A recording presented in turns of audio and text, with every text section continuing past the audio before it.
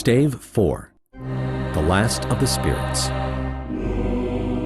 The phantom slowly, gravely, silently approached. When it came near him, Scrooge bent down upon his knee, for in the very air through which this spirit moved, it seemed to scatter gloom and mystery. It was shrouded in a deep black garment which concealed its head, its face, its form, and left nothing of it visible save one outstretched hand. But for this it would have been difficult to detach its figure from the night, and separate it from the darkness by which it was surrounded. He felt that it was tall and stately when it came beside him, and that its mysterious presence filled him with a solemn dread. He knew no more, for the spirit neither spoke nor moved. "I am in the presence of the ghost of Christmas yet to come," said Scrooge. The spirit answered not, but pointed onward with its hand. "You are about to show me shadows of the things that have not happened, but will happen in the time before us," Scrooge pursued. "Is that so, spirit?" The upper portion of the garment was contracted for an instant in its folds, as if the spirit had inclined its head. That was the only answer he received.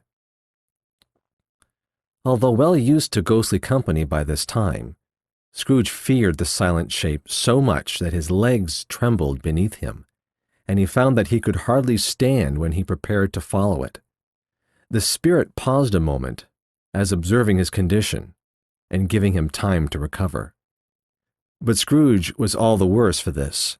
It thrilled him with a vague, uncertain horror to know that behind the dusky shroud there were ghostly eyes intently fixed upon him, while he, though he stretched his own to the utmost, could see nothing but a spectral hand and one great heap of black.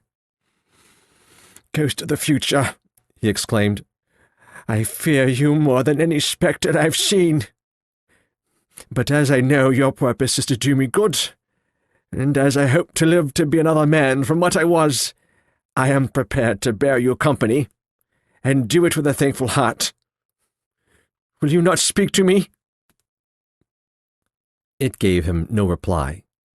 The hand was pointed straight before them. "Lead on," said Scrooge. "Lead on. The night is waning fast, and it is a precious time to me, I know. Lead on, spirit." The phantom moved away as it had come towards him. Scrooge followed in the shadow of its dress, which bore him up, he thought, and carried him along. They scarcely seemed to enter the city, for the city rather seemed to spring up about them and encompass them of its own act. But there they were, in the heart of it, on 'change, amongst the merchants, who hurried up and down and chinked the money in their pockets, and conversed in groups, and looked at their watches, and trifled thoughtfully with their great gold seals, and so forth, as Scrooge had seen them often. The spirit stopped beside one little knot of businessmen. Observing that the hand was pointed to them, Scrooge advanced to listen to their talk. "No," said a great fat man with a monstrous chin. "I don't know much about it either way. I only know he's dead." "When did he die?" inquired another. "Last night, I believe." "Why, what was the matter with him?" asked a third, taking a vast quantity of snuff out of a very large snuff-box. "I thought he'd never die." "God knows," asked the first with a yawn. "What has he done with his money?" asked a red-faced gentleman with a pendulous excrescence on the end of his nose that shook like the gills of a turkey-cock. "I haven't heard," said the man with the large chin, yawning again. "Left it to his company, perhaps. He hasn't left it to me, that's all I know." This pleasantry was received with a general laugh.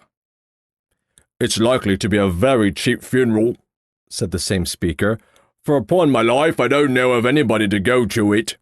Suppose we make up a party and volunteer." "I don't mind going if lunch is provided," observed the gentleman with the excrescence on his nose. "But I must be fed if I make one." Another laugh. "Well, I'm the most disinterested among you after all," said the first speaker. "for I never wear black gloves, and I never eat lunch. But I'll offer to go, if anybody else will. When I come to think of it, I'm not at all sure that I wasn't his most particular friend, for we used to stop and speak whenever we met. Bye-bye." Speakers and listeners strolled away and mixed with other groups. Scrooge knew the men and looked towards the spirit for an explanation. The phantom glided on into a street. Its finger pointed to two persons meeting. Scrooge listened again, thinking that the explanation might lie here. He knew these men also perfectly. They were men of business, very wealthy, and of great importance. He had made a point always of standing well in their esteem, in a business point of view, that is. Strictly in a business point of view. "How are you?" said one. "How are you?" returned the other. "Well," said the first, "Old Scratch has got his own at last, eh?" "So I'm told," returned the second. "Cold, isn't it?" "Seasonable for Christmas time? "You're not a skater, I suppose?" No. Something else to think of. Good morning." Not another word. That was their meeting, their conversation, and their parting. Scrooge was at first inclined to be surprised that the spirit should attach importance to conversations apparently so trivial, but feeling assured that they must have some hidden purpose, he set himself to consider what it was likely to be. They could scarcely be supposed to have any bearing on the death of Jacob, his old partner, for that was past, and this ghost's province was the future, nor could he think of anyone immediately connected with himself to whom he could apply them.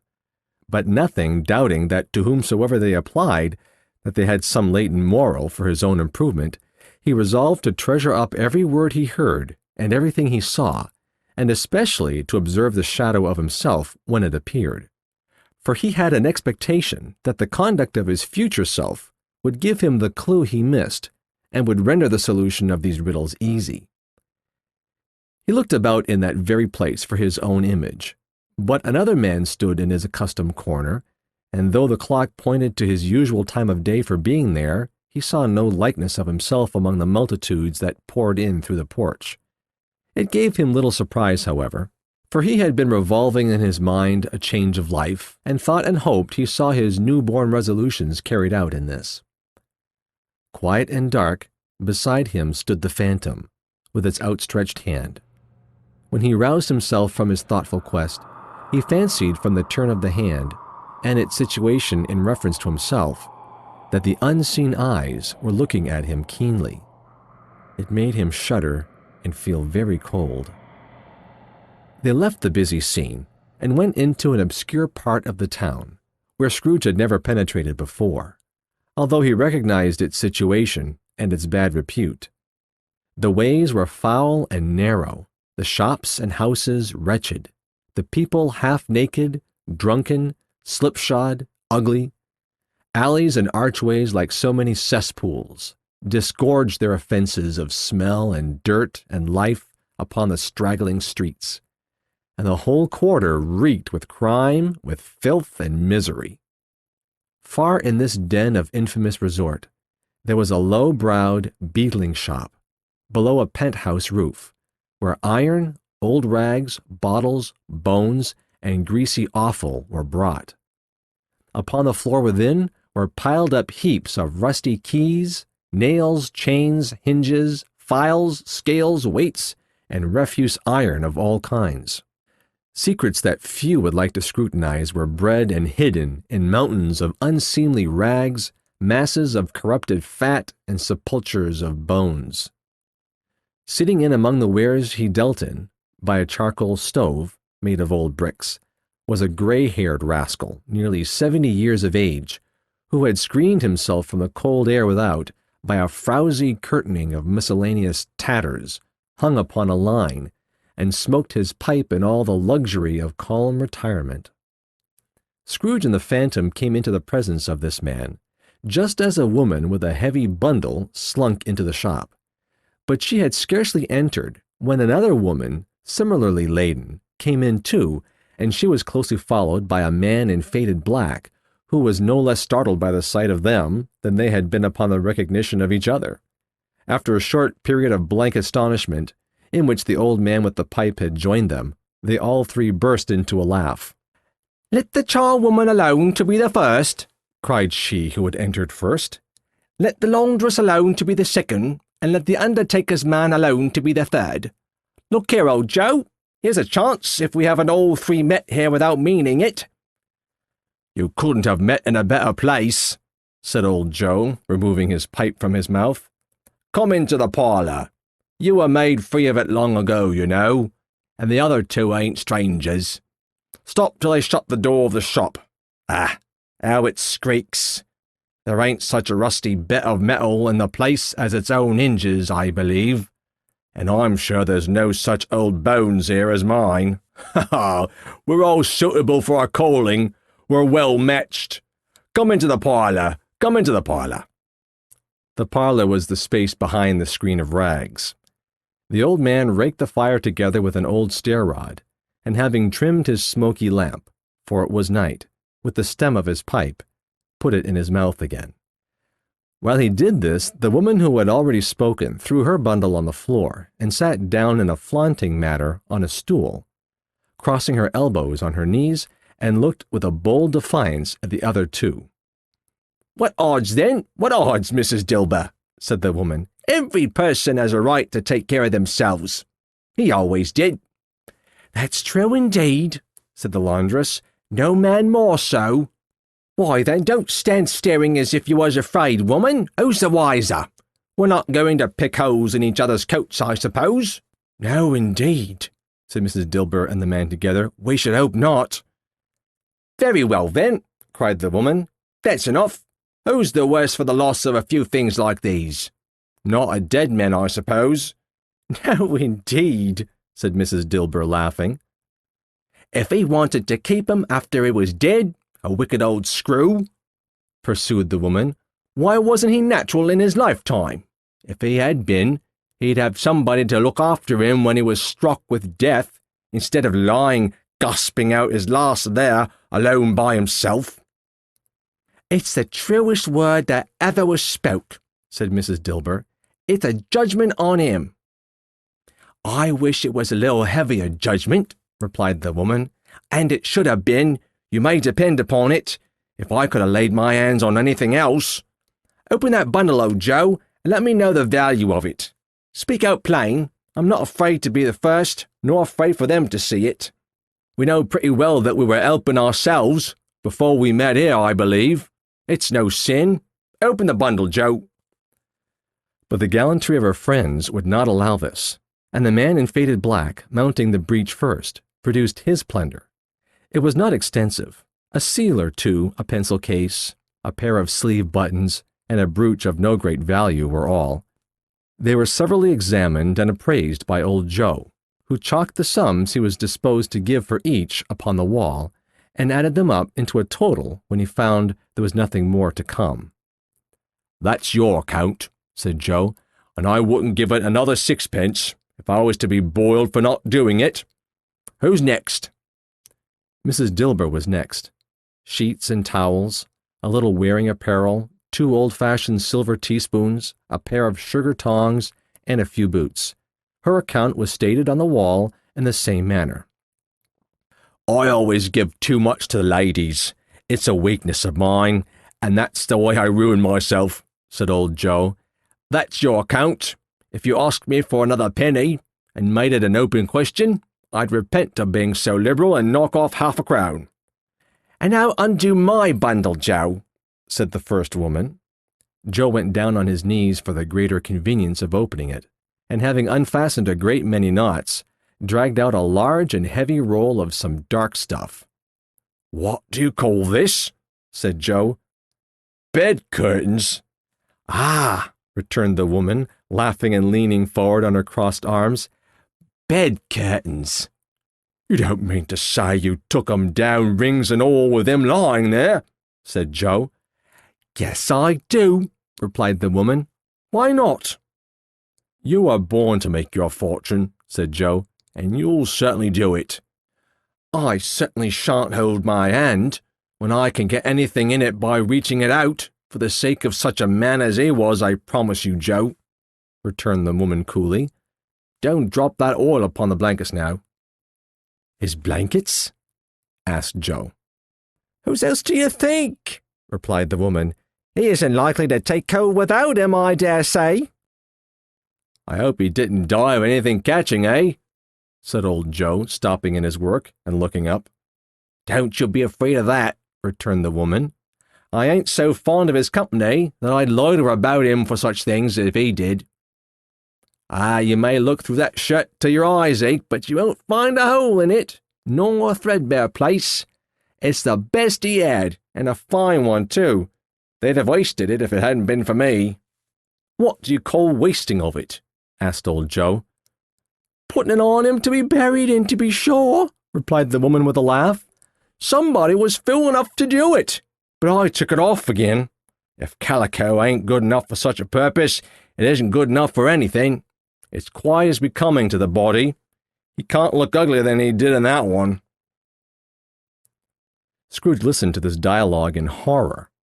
As they sat grouped about their spoil, in the scanty light afforded by the old man's lamp, he viewed them with a detestation and disgust, which hardly could have been greater, though they had been obscene demons marketing the corpse itself. "Ha ha!" laughed the same woman, when old Joe, producing a flannel bag with money in it, told out their several gains upon the ground. "This is the end of it, you see. He frightened everyone away from him when he was alive, to profit us when he was dead. Ha ha ha ha ha!" "Spirit," said Scrooge, shuddering from head to foot. I see. The case of this unhappy man might be my own. My life tends that way now. Merciful heavens, what is this?" He recoiled in terror, for the scene had changed, and now he almost touched a bed, a bare, uncurtained bed, on which, beneath a ragged sheet, there lay a something covered up, which, though it was dumb, announced itself in awful language. The room was very dark, too dark to be observed with any accuracy, though Scrooge glanced round it in obedience to a secret impulse, anxious to know what kind of room it was. A pale light, rising in the outer air, fell straight upon the bed, and on it, plundered and bereft, unwatched, unwept, uncared for, was the body of this man. Scrooge glanced towards the phantom. Its steady hand was pointed to the head. The cover was so carelessly adjusted that the slightest raising of it, the motion of a finger upon Scrooge's part, would have disclosed the face. He thought of it, felt how easy it would be to do, and longed to do it, but had no more power to withdraw the veil than to dismiss the spectre at his side. O cold, cold, rigid, dreadful death, set up thine altar here, and dress it with such terrors as thou hast at thy command, for this is thy dominion. But of the loved, revered, and honored head, thou canst not turn one hair to thy dread purposes, or make one feature odious. It is not that the hand is heavy, and will fall down when released. It is not that the heart and pulse are still, but that the hand was open, generous and true, the heart brave, warm and tender, and the pulse a man's. Strike, Shadow, strike, and see his good deeds springing from the wound, to sow the world with life immortal. No voice pronounced these words in Scrooge's ears, and yet he heard them when he looked upon the bed. He thought, if this man could be raised up now, what would be his foremost thoughts? Avarice? Hard dealing? Griping cares? They have brought him to a rich end, truly. He lay in the dark, empty house, with not a man, a woman, or a child to say that he was kind to me in this or that, and for the memory of one kind word I will be kind to him. A cat was tearing at the door, and there was a sound of gnawing rats beneath the hearthstone. What they wanted in the room of death, and why they were so restless and disturbed, Scrooge did not dare to think. "Spirit," he said, "this is a fearful place. In leaving it I shall not leave its lesson, trust me. Let us go." Still the ghost pointed with an unmoved finger to the head. I understand you, Scrooge returned, and I would do it if I could, but I have not the power, Spirit. I have not the power. Again it seemed to look upon him. If there is any person in this town who feels emotion caused by this man's death, said Scrooge, quite agonized, show that person to me, Spirit, I beseech you. The phantom spread its dark robe before him for a moment like a wing, and, withdrawing it, revealed a room by daylight, where a mother and her children were. She was expecting someone, and with anxious eagerness, for she walked up and down the room, started at every sound, looked out from the window, glanced at the clock, tried, but in vain, to work with her needle, and could hardly bear the voices of the children in their play. At length the long-expected knock was heard. She hurried to the door and met her husband, a man whose face was careworn and depressed, though he was young. There was a remarkable expression in it now, a kind of serious delight of which he felt ashamed and which he struggled to repress. He sat down to the dinner that had been hoarding for him by the fire, and when she asked him faintly what news, which was not until after a long silence, he appeared embarrassed to answer. "Is it good," she said, "or bad?" to help him. "Bad," he answered. "We're quite ruined?" No, there is hope yet, Caroline." "If he relents," she said, amazed, "there is. Nothing is past hope if such a miracle has happened." "He is past relenting," said her husband. "He is dead." She was a mild and patient creature, if her face spoke truth, but she was thankful in her soul to hear it, and she said so with clasped hands. She prayed forgiveness the next moment and was sorry, but the first was the emotion of her heart. "What the half-drunken woman whom I told you of last night said to me when I tried to see him and obtain a week's delay, and what I thought was a mere excuse to avoid me, turns out to have been quite true. He was not only very ill, but dying then." "To whom will our debt be transferred?" "I don't know. But before that time we shall be ready with the money, and even though we were not, it would be a bad fortune indeed to find so merciless a creditor in his successor. We may sleep tonight with light hearts, Caroline." Yes, soften as they would, their hearts were lighter.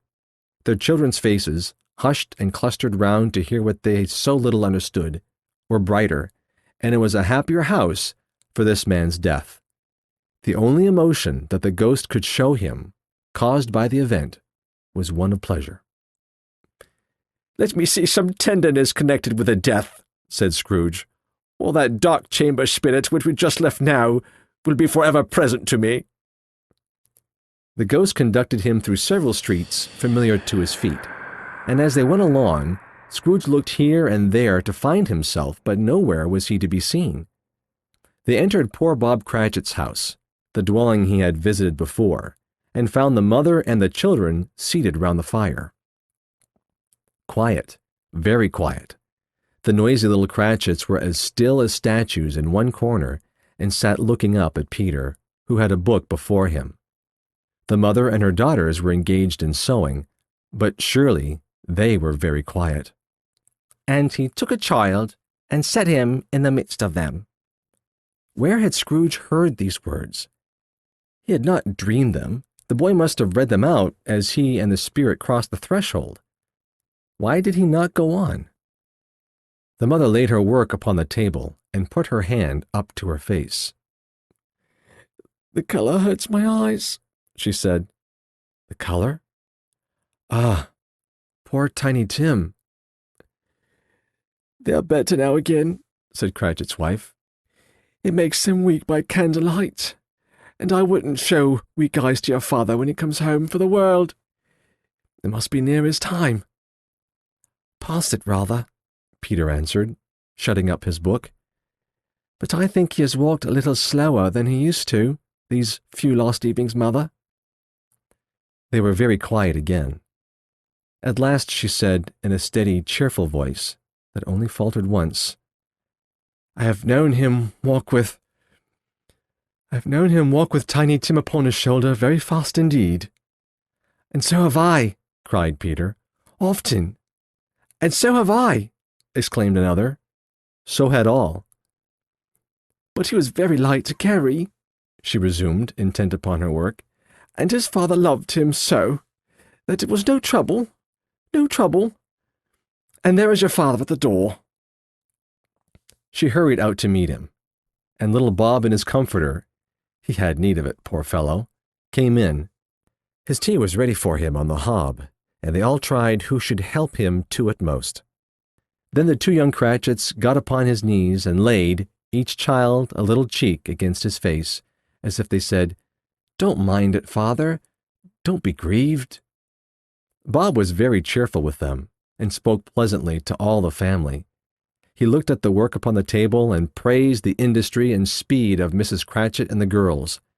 They would be done long before Sunday, he said. Sunday? You went today then, Robert? Said his wife. Yes, my dear, returned Bob. I wish you could have gone. It would have done you good to see how green a place it is. But you'll see it often. I promised him that I would walk there on a Sunday. My little child, cried Bob. My little child. He broke down all at once. He couldn't help it. If he could have helped it, he and his child would have been farther apart, perhaps, than they were. He left the room and went upstairs into the room above, which was lighted cheerfully and hung with Christmas. There was a chair set close beside the child, and there were signs of someone having been there lately. Poor Bob sat down in it, and when he had thought a little and composed himself, he kissed the little face. He was reconciled to what had happened, and went down again quite happy. They drew about the fire and talked, the girls and mother working still. Bob told them of the extraordinary kindness of Mr. Scrooge's nephew, whom he had scarcely seen but once, and who, meeting him in the street that day, and seeing that he looked just a little down, you know, said Bob, inquired what had happened to distress him. On which, said Bob, for he is the pleasantest spoken gentleman you ever heard, I told him. I'm heartily sorry for it, Mr. Cratchit, he said, and heartily sorry for your good wife. By the by, how he ever knew that, I don't know. Knew what, my dear? Why, that you were a good wife, replied Bob.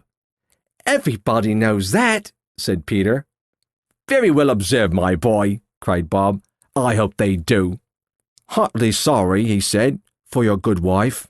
If I can be of service to you in any way, he said, giving me his card. That's where I live. Pray, come to me. Now it wasn't, cried Bob, for the sake of anything he might be able to do for us, so much as for his kind way, that this was quite delightful. It really seemed as if he had known our Tiny Tim, and felt with us. I'm sure he's a good soul, said Mrs. Cratchit.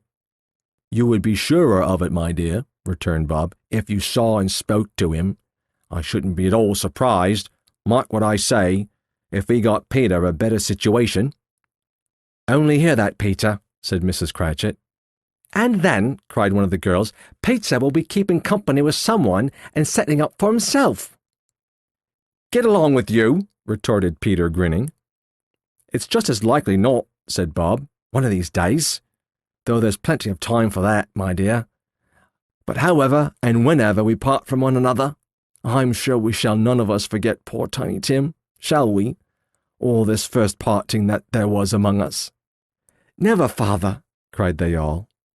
And I know, said Bob, I know, my dears, that when we recollect how patient and how mild he was, although he was little child, we shall not quarrel easily among ourselves, and forget poor Tiny Tim in doing it.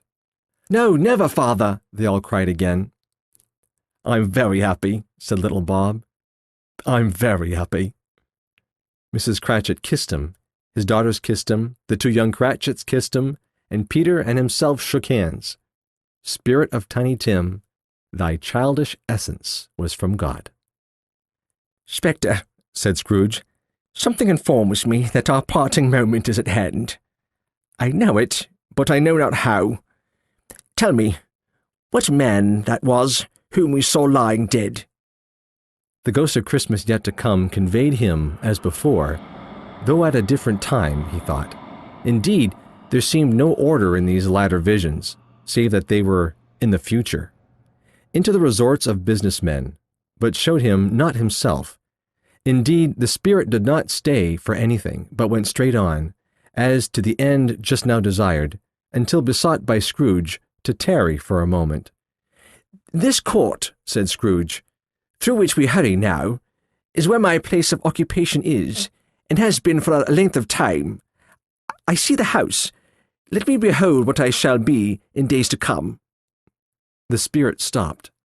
The hand was pointed elsewhere. "The house is yonder," Scrooge exclaimed. "Why do you point away?" The inexorable finger underwent no change. Scrooge hastened to the window of his office and looked in. It was an office still, but not his. The furniture was not the same, and the figure in the chair was not himself. The phantom pointed as before.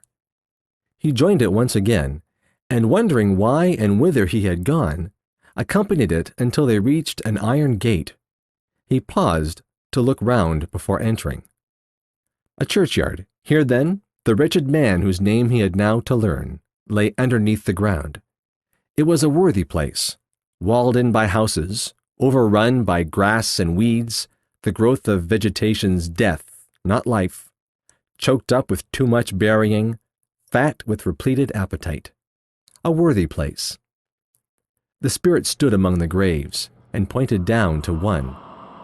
He advanced towards it, trembling. The phantom was exactly as it had been, but he dreaded that he saw a new meaning in its solemn shape. "Before I draw nearer to that stone to which you point," said Scrooge, "answer me one question. Are these the shadows of the things that will be, or are they the shadows of things that may be only?" Still the ghost pointed downward to the grave by which he stood. "Men's courses will foreshadow certain ends, to which, if persevered in, they must lead," said Scrooge. "But if the courses be departed from, the ends will change. Say it is thus with what you show me." The spirit was immovable as ever. Scrooge crept towards it, trembling as he went, and, following the finger, read upon the stone of the neglected grave his own name, Ebenezer Scrooge. "Am I that man who lay upon the bed?" he cried upon his knees. The finger pointed from the grave to him and back again. "No, spirit! Oh, no, no!" The finger was still there. "Spirit!" he cried, tight clutching at his robe. "Hear me! I am not the man I was. I will not be the man I must have been but for this intercourse. Why show me this if I have past all hope?" For the first time, the hand appeared to shake.